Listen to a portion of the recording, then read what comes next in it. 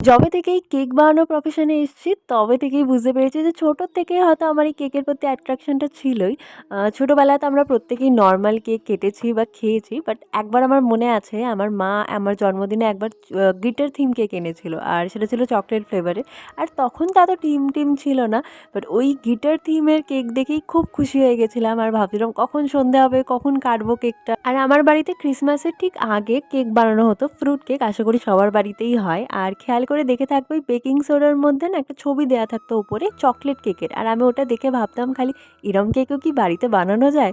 তো কোইন্সিডেন্টালি ওই কেকের অর্ডার আমি এখন নিজেই নিই। আর এখন সবকিছু এতটাই আধুনিক হয়ে গেছে যে যার জন্য কেক নেওয়া হচ্ছে সে যেটা ভালোবাসে বা যে পারপাসে কেক নেওয়া হচ্ছে সেই থিমের ওপরই কেকটা অর্ডার করি। যেমন এই কেকটাই একজন অর্ডার করেছিলেন তার ছেলের জন্য, সে সুইমিং ভালোবাসে বলে। আর তোমরা কারা কারা সুইমিং করো আমাকে একটু ব্লু হার্ট দিয়ে কমেন্ট করো তো। আর ভিডিওটা ভালো লেগে থাকলে লাইক অ্যান্ড সাবস্ক্রাইব করে দিও। টাটা।